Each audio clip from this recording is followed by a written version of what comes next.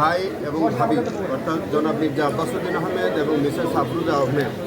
তাদের দুইজনের বিরুদ্ধে তাদের সম্পদ কী সম্পদ আছে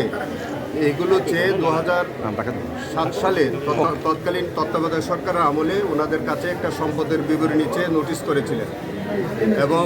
সেই নোটিশের পরিপ্রেক্ষিতে ওনাদের স্থাবর এবং অস্থাবর সম্পদ যা আছে এইগুলি তারা দাখিল করেছিলেন। সেই সম্পদের মধ্যে ওনাদের দুজনেরই তারা ইন্ডিপেন্ডেন্ট ট্যাক্স পেয়ার এবং তাদের ট্যাক্স ফাইলে বর্ণিত যে সকল সম্পদ আছে সেই সকল সম্পদ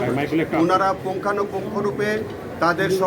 দাখিলকৃত সম্পদ বিবরণীতে দুদকের কাছে তৎকালীন সময়ে দাখিল করেছিলেন।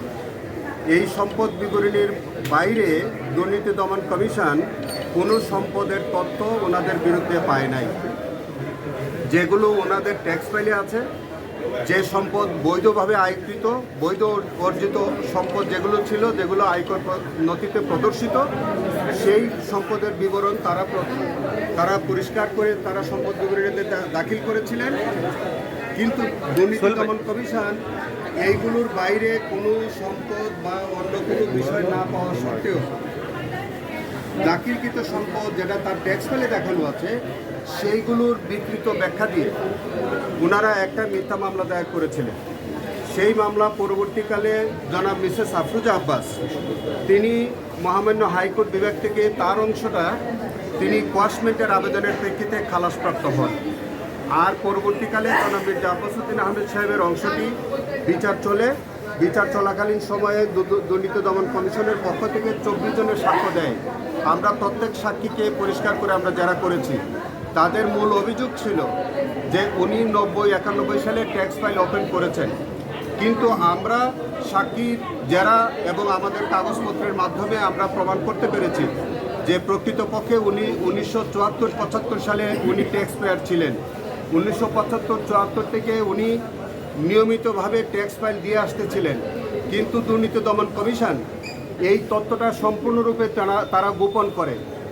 তারা একটা মিথ্যা তথ্য দেয় যে 1991 সালে ওনারা প্রথম ট্যাক্স ফাইল ওপেন করেন, যা ছিল ডাহা মিথ্যা।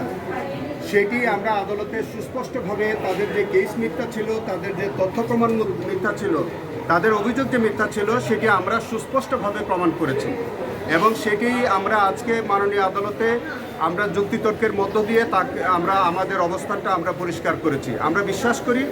যে মাননীয় আদালত আগামী 29/8/2024 উনি রায়ের জন্য দিন ধার্য করেছেন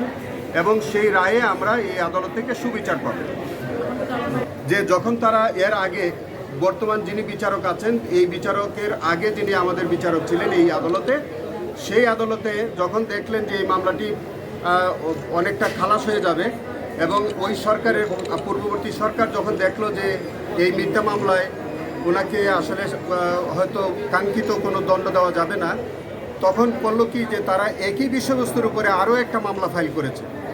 এবং একই বিষয়বস্তুর উপরে আপনারা জানেন যে দুইটি মামলা করা যায় না, এটা আইনে বার আছে।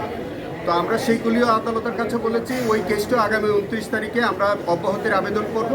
এবং আমরা ইনশাআল্লাহ বিশ্বাস করি যে দুইটাই যেহেতু আমাদের আইনগত ব্যাপার আছে, বস্তুগত যেগুলো আছে সব কিছু বিচার বিশ্লেষণ করে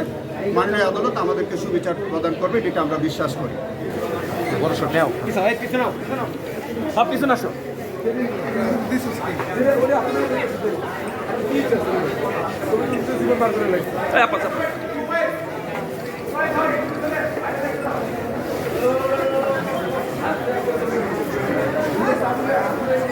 ভাই সামনে তো সরেন।